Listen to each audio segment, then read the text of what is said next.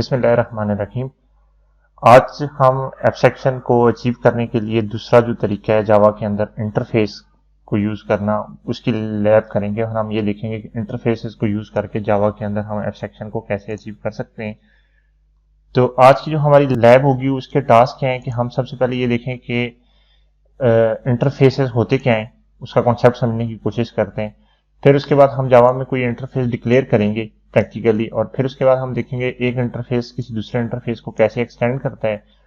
फिर हम क्लास बनाएंगे और उसके अंदर पहले एक इंटरफेस इंप्लीमेंट करेंगे, फिर उसके में मल्टीपल इंटरफेसेस इंप्लीमेंट करेंगे, और फिर हम ये देखेंगे कि एक इंटरफेस के अंदर एक और इंटरफेस अगर बनाना हो तो वो हम कैसे बना सकते हैं। तो ये हमारी लैब के आज के टास्क हैं। तो जो हमारा सबसे पहला टास्क है कि हम ये समझें कि इंटरफेस क्या होता है। तो जनरली अगर आप बात करें तो इंटरफेस एक प्रोटोकॉल है जो दो अनरिलेटेड एंटिटीज के दरमियान यूज होता है आपस में कम्युनिकेशन के लिए। जैसे इंग्लिश लैंग्वेज क्या है, ये भी एक इंटरफेस है जो दो लोग आपस में कम्युनिकेट करने के लिए यूज करते हैं। इसी तरह अगर आप रिमोट कंट्रोल की एग्जांपल लें तो ये भी एक इंटरफेस है जो टीवी के और आपके दरमियान कम्युनिकेशन के लिए यूज हो रहा है। तो इसी तरह कोई भी इंटरफेस जो है ना, इसका मेन मकसद ये होता है कि आप दो एंटिटीज के दरमियान एक प्रोटोकॉल डिफाइन कर दें या रिलेशनशिप डिफाइन कर दें कि अगर आपने बात करनी है तो आपको इस तरीके से ये बात करनी पड़ेगी। तो जावा के अंदर इंटरफेस सिमिलर टू क्लासेज ही हैं। जिस तरह क्लासेज होती हैं वैसे ही इंटरफेसेस होते हैं। फर्क क्या है कि इंटरफेस के अंदर आप मेथड्स को डिफाइन करते हैं, लेकिन क्लासेस के अंदर आप मेथड को इंप्लीमेंट भी करते हैं डिफाइन करने के साथ साथ। ये इन दोनों के अंदर बेसिक डिफरेंस है। और वो तमाम मेथड जो आप डिफाइन करते हैं लेकिन इंप्लीमेंट नहीं करते, उन तमाम मेथड्स को आप क्या कहते हैं, एब्स्ट्रैक्ट मेथड। तो हम ऐसे कह सकते हैं कि जावा के अंदर इंटरफेसेस क्या चीज है कि एक ऐसी क्लास टाइप चीज है कि जिसके अंदर आप सारे के सारे एब्स्ट्रैक्ट मेथड्स इंप्लीमेंट करते हैं और सॉरी डिफाइन करते हैं। जबकि क्लासेस जो नॉर्मल क्लासेस हैं उन वो क्या है कि उनके अंदर आप मेथड्स की डेफिनेशन भी प्रोवाइड करते हैं कि ये जो काम है ये कैसे करेंगी। जबकि इंटरफेस में आप ये बताते हैं कि ये कौन से काम करेगी, ये नहीं बताते कि ये कैसे करेगी। अच्छा, एक क्लास इंटरफेस को इंप्लीमेंट कर सकता है लेकिन एक इंटरफेस क्लास को इंप्लीमेंट नहीं कर सकता, ये बात आपने याद रखनी है। और उसके अलावा जो भी इंटरफेस है उसके अंदर जितने भी मेथड्स हैं, जो भी क्लास उसे इंप्लीमेंट करेगी वो इस चीज के लिए रिस्पॉन्सिबल हो जाएगी कि वो उन तमाम मेथड्स की डेफिनेशन प्रोवाइड करे और ये बताए कि भाई ये मेथड सारे के सारे वर्क कैसे करेंगे। और लास्ट चीज ये है कि क्या एक क्लास एक से ज्यादा इंटरफेसेस को इंप्लीमेंट कर सकती है। तो यस, एक क्लास में आप जितने भी नंबर ऑफ इंटरफेसेस चाहें आप इंप्लीमेंट कर सकते हैं, इसमें कोई रिस्ट्रिक्शन नहीं है। तो आज की हमारी जो सबसे पहली एक्टिविटी है, ये जो हमने लास्ट एक्टिविटी की है एब्स्ट्रैक्शन वाली क्लास के अंदर, हमने वहां पे ये देखा था एब्स्ट्रैक्ट क्लासेस के थ्रू हमने एब्स्ट्रैक्शन अचीव की थी और ये देखा था कि एब्स्ट्रैक्ट क्लासेस में हम कंक्रीट मेथड्स भी बना सकते थे और एब्स्ट्रैक्ट मेथड्स भी बना सकते थे। जबकि इंटरफेसेस ऐसी चीज है जिसके अंदर आप कंक्रीट मेथड्स नहीं बना सकते, आपको सारे के सारे एब्स्ट्रैक्ट मेथड्स ही बनाने पड़ेंगे। तो आज की हमारी एक्टिविटी उसी एब्स्ट्रैक्ट क्लासेस के अंदर जो एब्स्ट्रैक्शन हम अचीव कर रहे थे उसी एब्स्ट्रैक्शन को हम अचीव करेंगे लेकिन थ्रू इंटरफेसेस करेंगे। तो हम करेंगे क्या कि हमारे पास एक 2D शेप्स का इंटरफेस हम बनाने जा रहे हैं जिसके अंदर हम ये बताएंगे कि भाई ये शेप्स के अंदर दो टाइप्स के काम हो सकते हैं। एक तो ये है कि आप शेप का एरिया जो है ना कैलकुलेट करें, और दूसरा ये है कि शेप को ड्रॉ करें।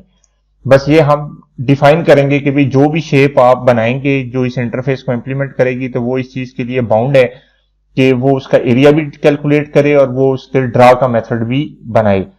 और उसके बाद हम ये करेंगे कि ये देखेंगे कि जिस टाइम पे कोई क्लास इन इंटरफेसेस को इंप्लीमेंट करती है तो वो कैसे जो है ना इन मेथड्स को इंप्लीमेंट करेगी और ये मेथड्स हम इंटरफेस के अंदर डिक्लेयर कैसे करेंगे। तो सबसे पहले स्टार्ट करते हैं। मैं एक नया प्रोजेक्ट क्रिएट कर लेता हूं और उसका नाम इंटरफेस डेमो के नाम से रख देता हूं ताकि इजी रहे हमें समझने में। और इसके अंदर ये देखिए मेरे पास ऑप्शन में क्या है कि या मैं जावा क्लास क्रिएट करूं या मैं जावा इंटरफेस क्रिएट करूं।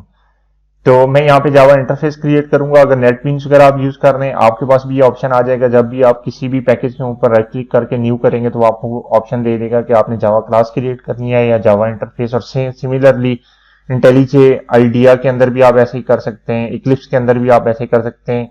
सारी जितने भी अच्छे प्रोग्रामिंग टूल्स हैं या आईडीई एनवायरनमेंट्स आपको प्रोवाइड कर रहे हैं, उन सारे आपको ये ऑप्शन देंगे कि आप इंटरफेस इंप्लीमेंट करने जा रहे हैं या क्लास। हम इसे कहते हैं कि हम इंटरफेस इंप्लीमेंट करेंगे और इस इंटरफेस का नाम हम क्या रखेंगे, शेप।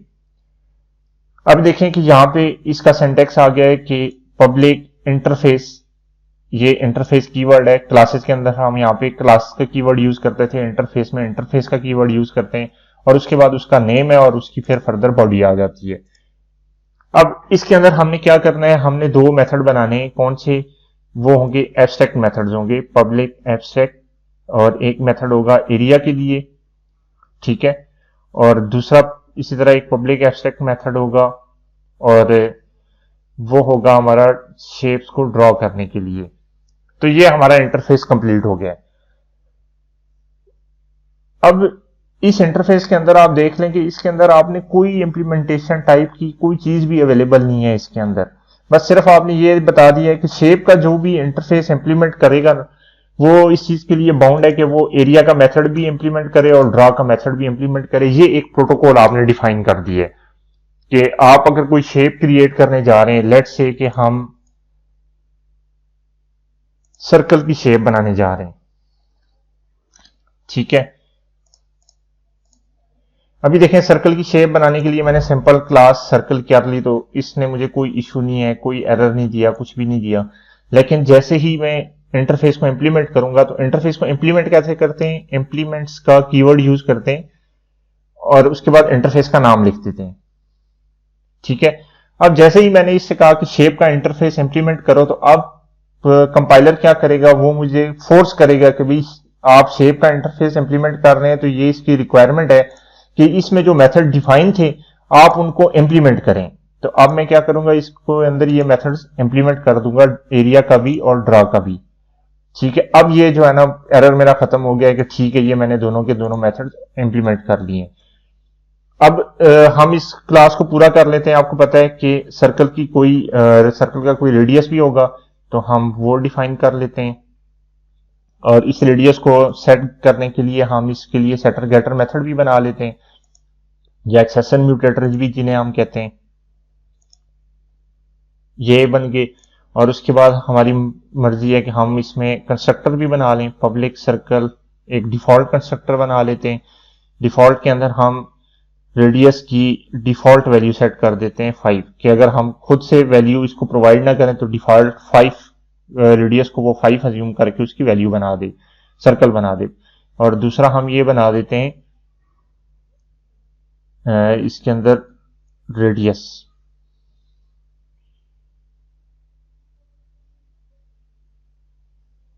और हम ये से कर देते हैं this dot radius is equal to radius. ठीक हो गया जी। ये हमने जो सर्कल की क्लास थी उससे रिलेटेड सारी चीजें कर ली हैं। अभी हम एरिया के मेथड की डेफिनेशन यहाँ पे प्रोवाइड कर देंगे। वो डेफिनेशन क्या होगी कि एरिया हमारा किस चीज के इक्वल है, math dot pi multiply by radius multiply by radius, और यहां पे हम एरिया को रिटर्न करवा देते हैं। और इसी तरह ड्रा का मेथड है, यहां पे हम क्या कर देंगे, सिंपल लिख देते हैं system dot out dot println circle is draw, circle draw हो चुका है। और ये इस तरह से हमने इस क्लास को इंप्लीमेंट कर लिया। अब यहाँ पे शेप की वजह से हम बाउंड हो गए थे कि हमें हर सूरत में एरिया और ड्रॉ के मेथड को इंप्लीमेंटेशन देनी है। क्लियर होगी ये चीज आप लोगों को? तो इस तरीके से हम इंटरफेस को बनाते हैं, उसके अंदर एब्स्ट्रैक्ट मेथड्स डिक्लेयर करते हैं और फिर फाइनली हम इन मेथड्स को यूज कर लेते हैं।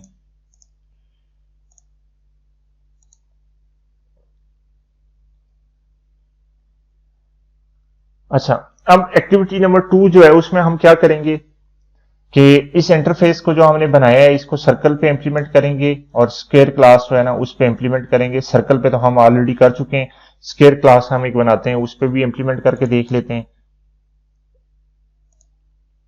यहां पे हम बना रहे हैं स्क्वायर क्लास और यहां पे मैं इसमें लिख भी सकता हूं कि मैं इंप्लीमेंट क्या करने जा रहा हूं। यहाँ पे इसका नाम भी दे सकता हूँ, लेकिन अभी हम जो नॉर्मल तरीके से चल रहे हैं हम वैसे ही चलेंगे। ये पब्लिक क्लास स्क्वायर है, तो यहाँ पे इम्प्लीमेंट्स में कर देता हूँ शेप को। अब देखें ये अगेन इसने मुझे कह दिया कि आप क्या करेंगे, जिसमें जो शेप के अंदर मेथड्स हैं उनकी डेफिनेशंस प्रोवाइड करें। मैंने कहा ओके, मैं इनकी डेफिनेशंस प्रोवाइड करूंगा, तो ये एरर खत्म हो गया। अब स्क्वायर के अंदर क्या होता है, स्क्वायर के अंदर लेंथ होती है, प्राइवेट डबल लेंथ एक होगी इसकी, क्योंकि स्क्वायर की लेंथ सारी इक्वल्स होती हैं, तो सिर्फ हम लेंथ का एक ही फील्ड रख लेते हैं इसके अंदर, और इसके एक्सेसर म्यूटेटर डिफाइन कर देते हैं। और फाइनली हम एक करते हैं कंस्ट्रक्टर बना लेते हैं।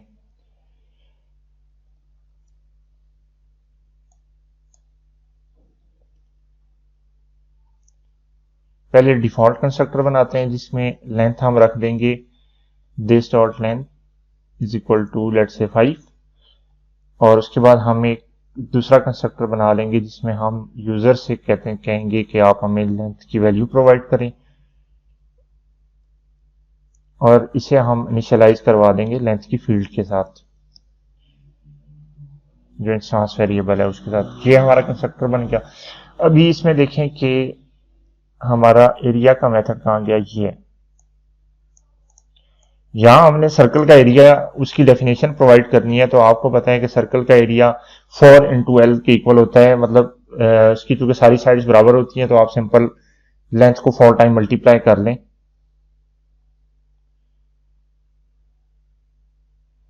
4 मल्टीप्लाई बाय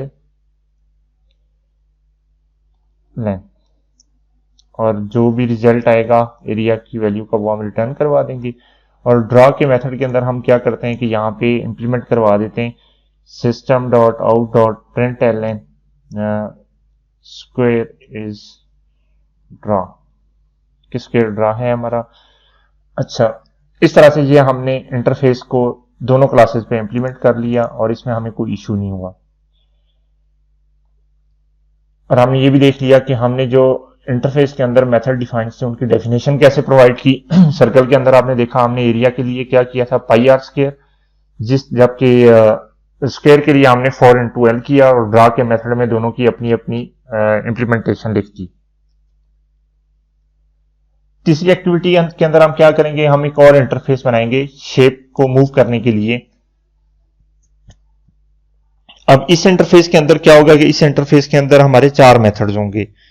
एक शेप को लेफ्ट की साइड पे मूव करने के लिए, एक राइट साइड पे, अप साइड पे, और एक डाउन साइड पे।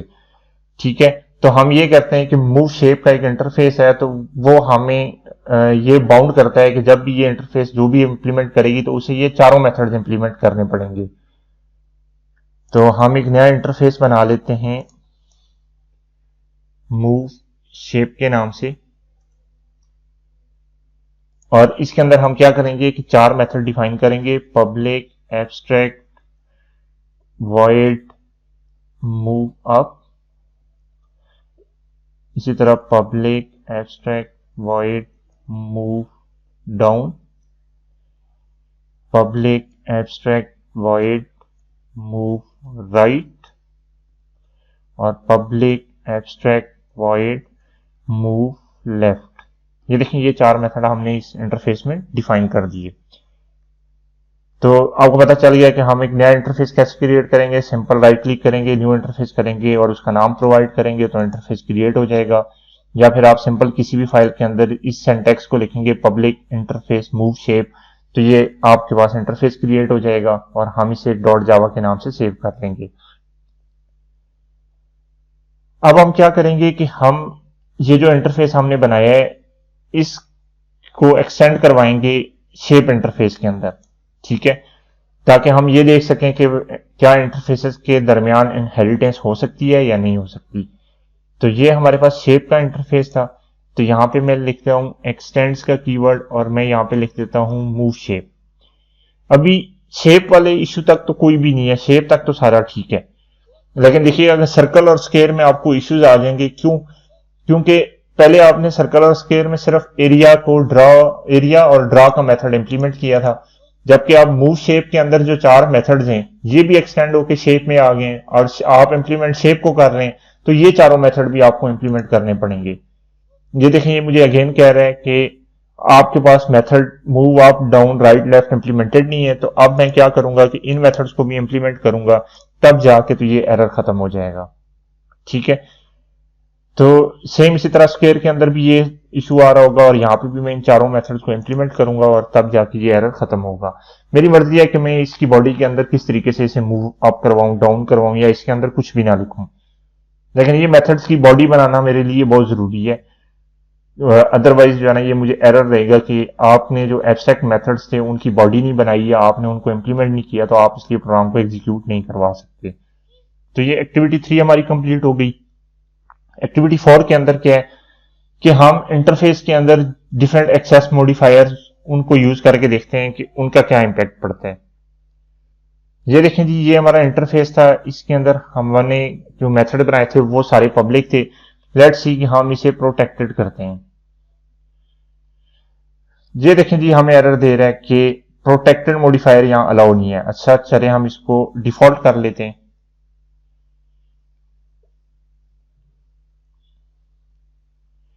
ये अगेन मुझे बता रहा है कि डिफॉल्ट भी यहां पे अलाउ नहीं है। अच्छा, उसके अलावा और कौन सा रह गया हमारे पास, प्राइवेट कर लेते हैं। तो प्राइवेट भी आपको अलाउ नहीं है। इसका क्या मतलब हुआ कि आप सिर्फ और सिर्फ इसमें पब्लिक एक्सेस मॉडिफायर ही यूज कर सकते हैं।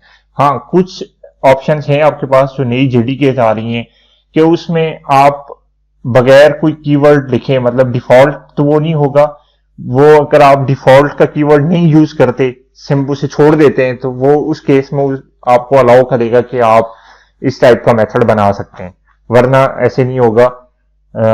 बल्कि ये मैं उलट बोल गया हूं, इस तरह नहीं है। कुछ जो जेडीकेज हैं उसके अंदर आपको डिफॉल्ट का कीवर्ड जो है वो अलाउ करेगा कि आप एक मेथड इसमें बना सकें।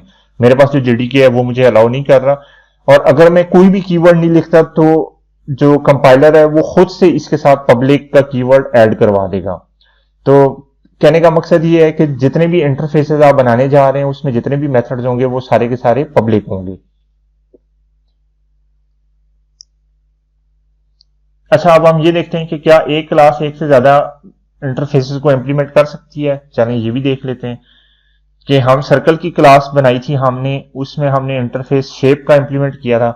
अब उसके बाद हम इसमें क्या करते हैं, मूव शेप वाला इंटरफेस भी इंप्लीमेंट कर देते हैं।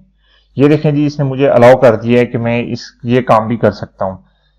आपने जितने भी इंटरफेसेस इंप्लीमेंट करने हैं, आप कॉमा लिख डाल के नए दूसरे इंटरफेस या तीसरे या चौथे या up to so on n number of interfaces आप इंप्लीमेंट इस तरीके से कर सकते हैं।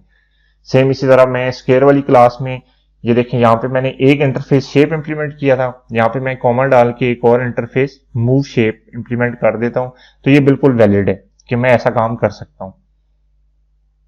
अच्छा, फिर एक बड़ा जबरदस्त क्वेश्चन ये आप लोगों से इंटरव्यूज के अंदर भी पूछा जाता है कि मार्कर इंटरफेसेस कौन से होते हैं या टैग इंटरफेसेस कौन से होते हैं। वो तमाम इंटरफेसेस जिनके अंदर कुछ भी नहीं होता उन सबको मार्कर या टैग इंटरफेस कहते हैं। ठीक है, और ये सिर्फ कुछ जो है ना नोटेशंस के लिए यूज होते हैं। जिस तरह जावा के अंदर एक इंटरफेस आप पढ़ेंगे सीरियलाइजेबल, वो बहुत ज्यादा यूज होता है। वो एक मार्कर इंटरफेस है, उसके अंदर कुछ भी नहीं लिखा हुआ होता, लेकिन बहरहाल वो एक इंटरफेस के तौर पे काम कर रहा होता है, और वो सिर्फ इस चीज को रिप्रेजेंट करता है कि जो भी क्लास इसको इंप्लीमेंट करेगी तो कंपाइलर समझ जाता है कि ये क्लास इसका जो भी ऑब्जेक्ट बनेगा वो उसे सीरियलाइज करवा सकता है। तो मार्कर या टैग इंटरफेसेस कौन से होते हैं, जिनकी बॉडी के अंदर कुछ भी नहीं होता। और जो हमारी पांचवी एक्टिविटी है उसके अंदर हम क्या करने जा रहे हैं कि नेस्टेड इंटरफेस बनाने जा रहे हैं। देखिए, ये मेरा एक शेप का इंटरफेस है, इसके अंदर मैं एक और इंटरफेस बनाता हूं, public interface A B C के नाम से बना देता हूं। तो ये मेरी मर्जी है कि मैं इसके अंदर जितने मर्जी इंटरफेस बनाना चाहूं मैं बना सकता हूं, नेस्टेड इंटरफेसेस मैं बना सकता हूं। अच्छा, इंटरफेस के अंदर वेरिएबल्स को कैसे डिक्लेयर करते हैं।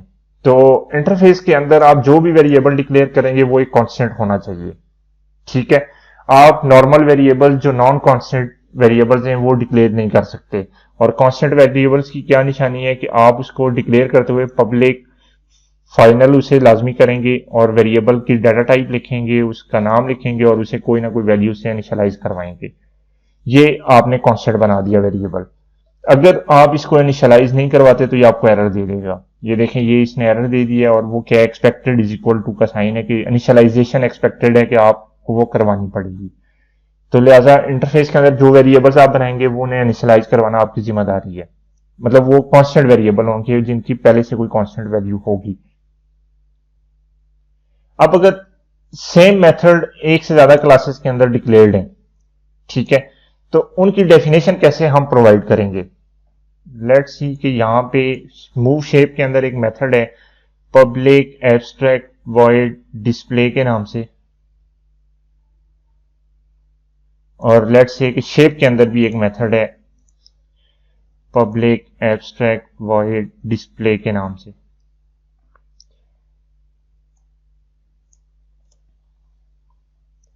ये देखें, ये मेथड भी डिस्प्ले का है, ये मेथड भी डिस्प्ले का है, और सर्कल क्या कर रहे हैं, इन दोनों क्लासेस को इंप्लीमेंट कर रहे हैं।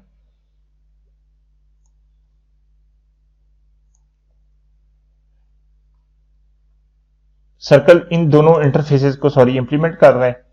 तो अब जिस टाइम पे मैं डिस्प्ले के मेथड को इंप्लीमेंट करूंगा तो वो कौन सा मेथड डिस्प्ले का इंप्लीमेंट होगा, शेप वाली क्लास का या मूव शेप वाली क्लास का। ठीक है, तो इसका सिंपल सा सोल्यूशन ये है कि आप सेम नेम से एक ही मेथड बना दें तो वो दोनों के लिए काफी है। उसके लिए जरूरत नहीं है आपको कि आप स्पेसिफिकली ये बताएं कि ये शेप क्लास वाला डिस्प्ले और मैं इसको इंप्लीमेंट करने जा रहा हूं, क्योंकि ये दोनों सिर्फ डिफाइन कर रहे हैं कि डिस्प्ले होना चाहिए। तो बस डिस्प्ले है तो इन दोनों की रिक्वायरमेंट्स पूरी हो रही है। इनकी ये रिक्वायरमेंट नहीं है कि भाई शेप वाला कहे कि मुझे अलग से डिस्प्ले मेथड बना के दो और मूव वाला इंटरफेस कहे कि मुझे अलग से डिस्प्ले मेथड बना के दो। बस डिस्प्ले मेथड होना चाहिए, तो ये रिक्वायरमेंट इनकी पूरी हो जाएगी।